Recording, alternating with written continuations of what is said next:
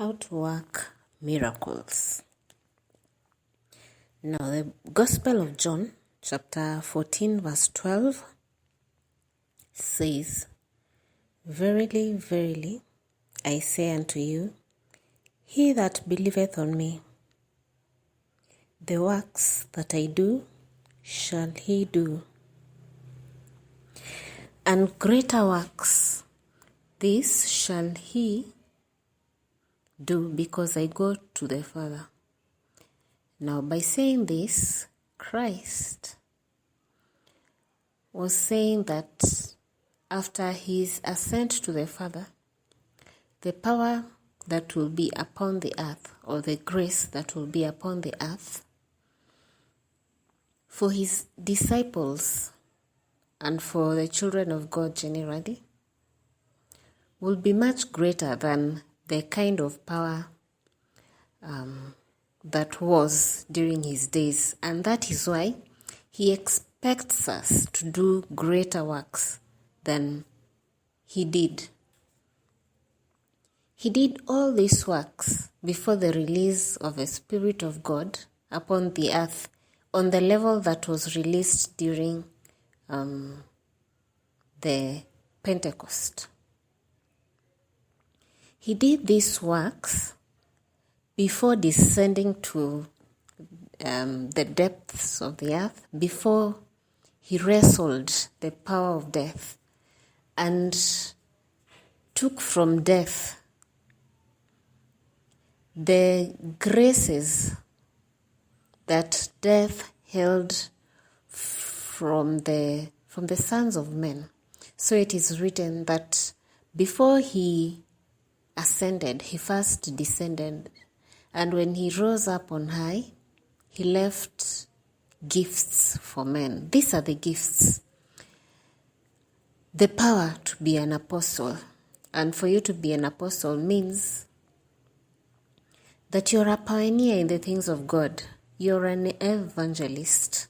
You have power to go into new places. And when you are an evangelist, a bearer of the gospel, miracles shall follow you according to how they followed the apostles of Christ and how they followed Christ himself.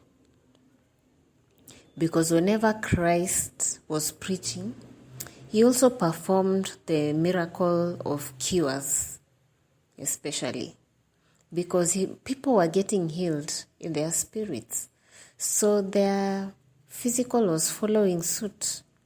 For prophets, you will find that they have power to declare things and they shall become. They have power to discern spirits and times, which makes them very good or very gracious in the area of deliverance, because they can know what spirits are inflicting people, what is possessing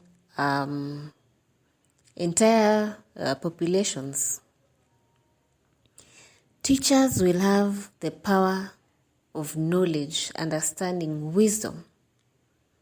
For teachers, the more they indulge themselves, you'll find that they'll start just knowing things. And knowledge is just knowledge. You just know. Or you start understanding what is happening. Or wisdom. That comes with a study of the word. The more you get, the more knowledge you get, and the more knowledge you get, the more understanding. Wisdom is a baby of understanding. So the teachers seem to have the greatest responsibility here in terms of building upon their gifts. So wherever it is that God will make you know as a teacher, and refer to the video that I'll leave in the description box. For a teacher who starts knowing things, that knowledge is given because there is power to change that circumstance. If you get understanding, it means you also get the power to change circumstances using that understanding. Same with wisdom. So these are the graces that will be inbound in persons who are working in these gifts. These are actually the gracious gifts that are listed after apostles, prophets, teachers, and powers. You'll find the gifts of cures, helpers, directors. These all are intertwined. And you'll find that these people are able to function in these powers. So check out the video on finding out what your purpose is. And in the area of working of miracles, which in this case will be even enabling people to see or to hear the gospel, because many people are blinded by the gods of this world, as it is written. So even breaking through to them requires powers that will be found in the spirits of apostles. So you'll find an apostle will have power within them to change the atmosphere of a place to enable people to understand the gospel. And for them to do this, they have to move that power from within them, because these powers are within them. They have to move them from within them to their subjects. The reason why we're not seeing a lot of miracles is that it's not that we do not have powers, because it's written in the book of Daniel that in the darkest days, those who know their God shall do exploits. So it's not about darkness, it's just about knowledge. And it's simple. This is all you need to know. Move that power from inside you to the area where it's needed.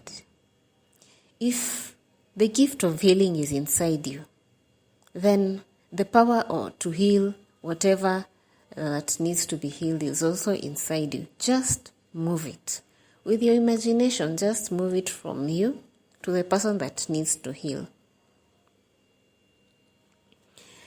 And this works for prophets also.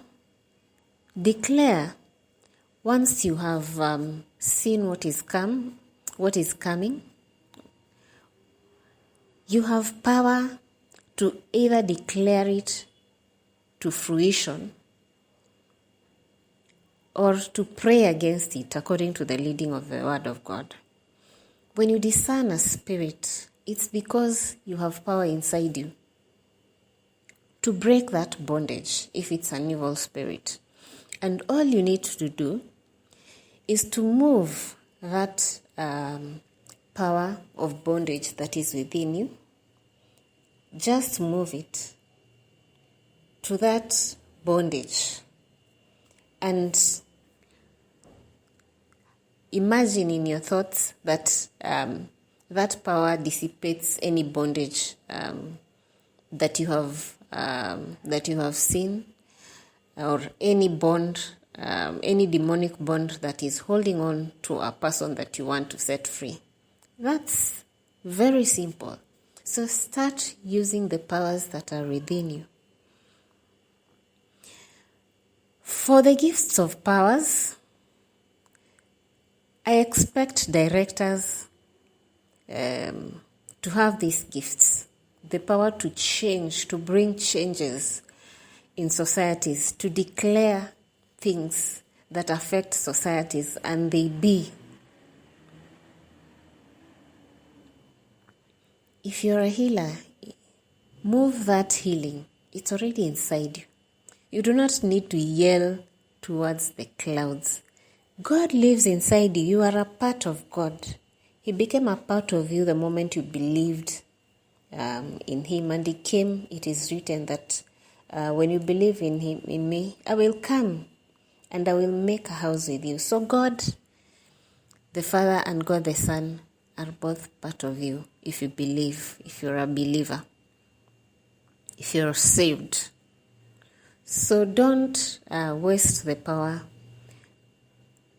that is inside you. Also, form a habit of also using the same powers on you. If you have, and this could be good exercise, if you know that you're a healer, next time that you have a pain in your body, move the power inside you to that area of pain, and you will see it dissipate. If you're a gift, you have a gift of discernment of spirits, and you know that there's a demon that is holding you in bondage. Instead of going to yell and doing crazy things, like your own father is a few million miles away, next time recognize that God is inside you, and with that knowledge and with your imagination or with your thoughts, move that power inside you. That power of freedom is already inside you. That's why you can see God does not do things in vain. He will not show you a demon just so that you can know that, this demon is here. Whatever you see, it's because He wants you to do something about it. So next time, move that power of freedom that is inside you to that bondage. Not just a bondage that may be troubling you, but start using it on people that are around you with love.